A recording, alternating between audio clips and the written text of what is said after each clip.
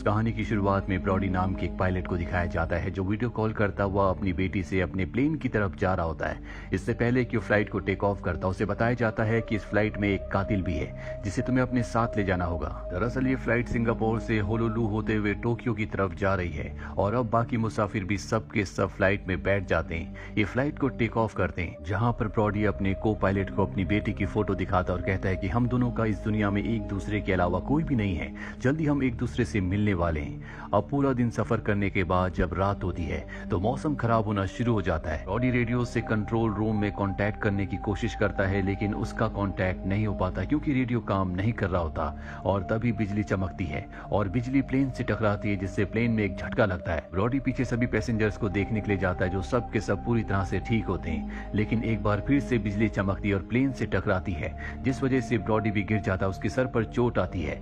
Brody किसी तरह से वापस अपनी सीट पर आता है और अपने को पायलट से कहता है कि हमें जल्दी से जल्दी लैंडिंग करनी होगी, क्योंकि अगर और बिजली प्लेन से टकराई तो हमारा प्लेन क्रैश हो जाएगा।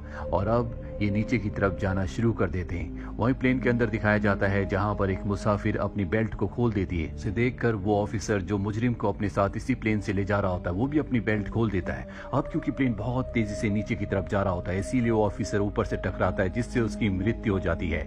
ब्रॉडी देखता है कि ये एक आइलैंड के ऊपर है, इसीलिए वो इमरजेंसी लैंडिंग करने का तय करता है और बहुत ही सुरक्षित तरीके से वो प्लेन को लैंड कर देता है। लैंड होने के बाद उसके पास एक एयर होस्टेस आती है जो बताती है कि ऑफिसर की मृत्यु हो चुकी है।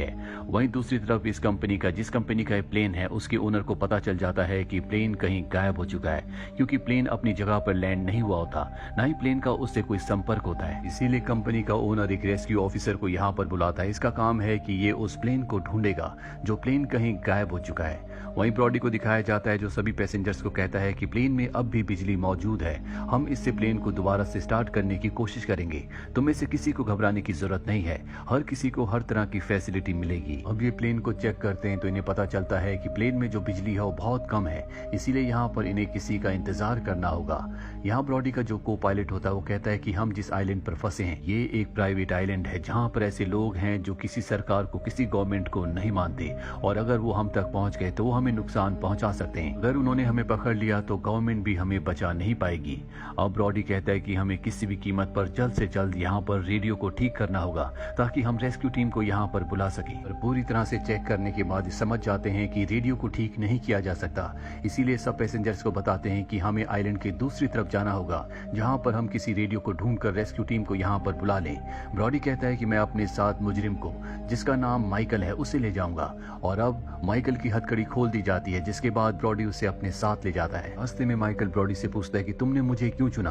ब्रॉडी बताता है कि मैं तुम्हें उनके साथ छोड़कर उन्हें नुकसान नहीं पहुंचाना चाहता था। ये जंगल बहुत खतरनाक है, मैं चाहता हूं कि तुम मेरे साथ मिलकर उन लोगों का सामना करो जो हमें नुकसान पहुंचाना चाहते हैं, इसीलिए मैं तुम्हें अपने साथ लाया। वहीं आइलैंड पर हमें इस आइलैंड के बुरे लोगों को दिखाया जाता है, जिनके पास एक आदमी आता है और उनके ग्रुप का जो सरदार होता है वो आदमी उसे बताता है कि इस जंगल में, इस आइलैंड में एक प्लेन ने अभी अभी इमरजेंसी लैंडिंग की है। ये सुनने के बाद उस सरदार उसे कुछ पैसे देता है। दरअसल अब वो उन सब लोगों को लूटना चाहता है जो उस प्लेन में थे। वहीं ब्रॉडी और माइकल एक दूसरे से बात करते हुए आगे बढ़ रहे होते हैं और तभी माइकल जो पीछे चल रहा होता है उसकी आवाज बंद हो जाती है। ब्रॉडी जब पीछे देखता है तो वहां पर माइकल नहीं होता, वो भाग चुका होता है। लेकिन ब्रॉडी इस बात की परवाह नहीं करता, क्योंकि वो जल्द से जल्द किसी रेडियो को ढूंढकर यहाँ मदद मंगवाना चाहता है। वो एक बंद फैक्ट्री तक पहुंचता है और जब उसके अंदर जाता है तो वहां पर एक कॉलिंग मशीन होती है जो खराब होती है, पर ब्रॉडी उसे ठीक कर लेता है और हेल्पलाइन को बताता है कि वो किस आइलैंड पर है, कहां पर फंसे हुए हैं।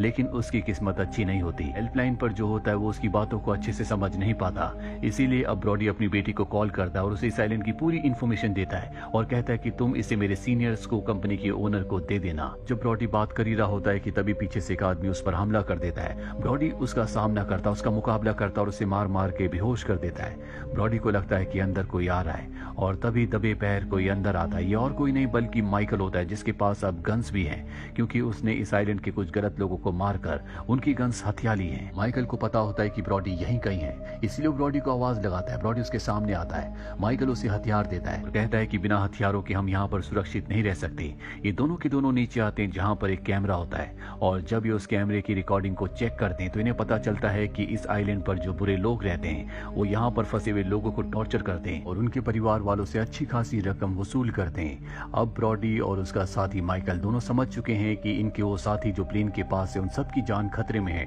इसीलिए बाहर आकर गाड़ी में बैठकर उस तरफ निकल पड़ते हैं जहां पर प्लेन क्रैश हुआ है। वहीं सभी मुसाफिरों को दिखाया जाता है जिन्हें गाड़ी की आवाज आती है। उन्हें लगता है कि ब्रॉडी आ गया है, लेकिन ये ब्रॉडी नहीं होता बल्कि वो गैंग होती है जो गैंग इस आइलैंड पर रहती है। वो पूरी की पूरी गैंग इन सब के सामने आकर गोलियां चलाती है। इसके बाद गैंग का जो लीडर होता है वो को पायलट के पास जाता है और कहता है कि मुझे पैसेंजर्स की लिस्ट चाहिए। एयर होस्टेस उसे लिस्ट दे देती है जिससे उसे पता चलता है कि प्लेन का जो मेन पायलट है ब्रॉडी, वो यहाँ पर नहीं है। वो को पायलट से ब्रॉडी के बारे में पूछता है। वो बताता है कि ब्रॉडी किसी काम से जंगल के अंदर गया था, लेकिन अब तक वो लौट कर नहीं आया। वहीं ब्रॉडी और माइकल ने गोलियों की आवाज सुन ली होती है, इसीलिए वो इस जगह पर आ जाते हैं, पर ये दोनों के दोनों छुपे हुए होते हैं। यहाँ पर एक लेडी बहुत ज्यादा डर जाती है, भागने की कोशिश करती है लेकिन उसे मार दिया जाता है। ब्रॉडी उनकी मदद करने के लिए जाना चाहता है लेकिन माइकल उसे पकड़ लेता है। इसके बाद गैंग का लीडर यहाँ पर अपने 2 लोगों से कहता है कि तुम प्लेन में जितना भी कीमती सामान है सब लेकर आओ, और खुद वो सभी पैसेंजर्स को गाड़ी में बैठाकर यहाँ से ले जाता है। वहीं जब उसके दोनों आदमी गाड़ी से कीमती सामान निकाल रहे होते हैं, भी वहाँ पर ब्रॉडी और माइकल आ जाते हैं जिनके पास खतरनाक गन्स हैं।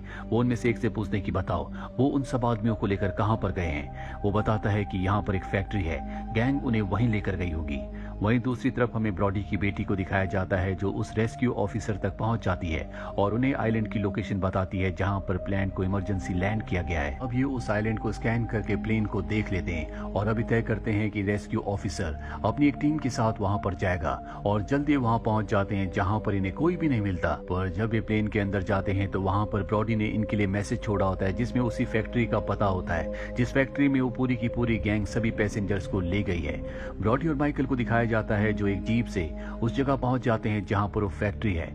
उस फैक्ट्री के अंदर गैंग का जो लीडर होता है वो सभी पैसेंजर्स के वीडियोस बना रहा होता है ताकि उनकी कंट्री को, उनकी फैमिली को ये वीडियोस भेजा जा सके और उनसे मनचाही चीज करवाई जा सके।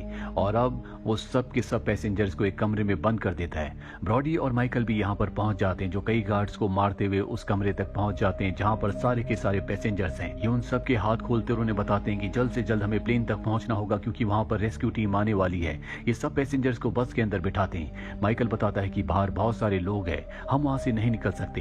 लेकिन जब ब्रॉडी देखता है कि सब के सब परेशान है तो माइकल से कहता है कि मैं बाहर जाकर उन सब का ध्यान भटकाऊंगा, तब तक तुम पैसेंजर्स को लेकर यहाँ से निकल जाना। इसके बाद ब्रॉडी उस गैंग के लीडर के पास जाता और कहता है कि जल्दी हमारे यहाँ पर लोग आने वाले, तुम्हें हम सबको यहाँ से जाने देना होगा।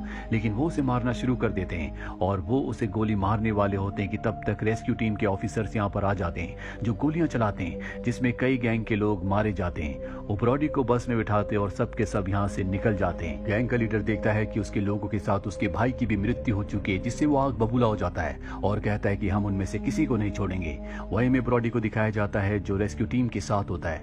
वो बताते हैं कि हम एक छोटी सी टीम है लेकिन अभी और भी लोग यहाँ पर आने वाले हैं जो तुम सबको यहाँ से निकाल लेंगे।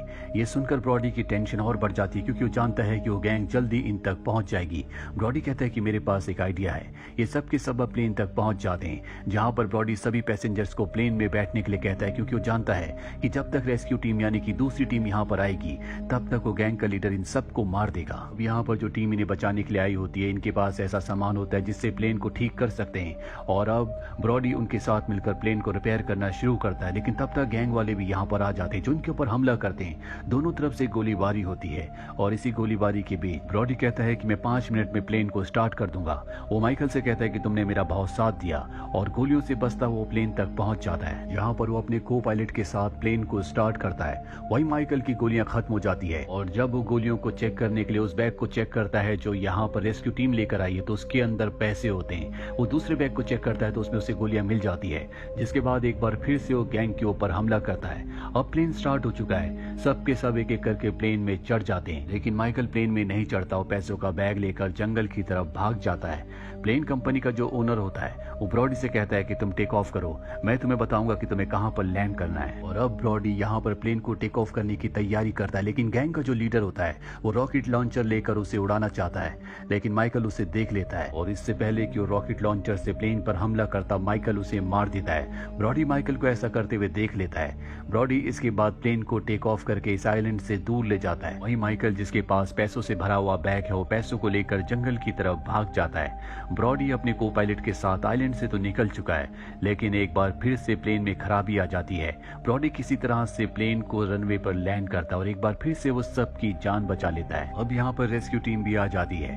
ब्रॉडी और माइकल की बहादुरी की वजह से सबकी जान बच गई। इसके बाद ब्रॉडी अपनी बेटी को कॉल करता है, जो उसका इस दुनिया में सब कुछ है। ब्रॉडी की बेटी भी अपने पिता से बात करके बहुत खुश होती है और इसी के साथ ये फिल्म, ये कहानी यहीं पर खत्म हो जाती है। उम्मीद करते हैं कि ये कहानी आपको पसंद आई होगी।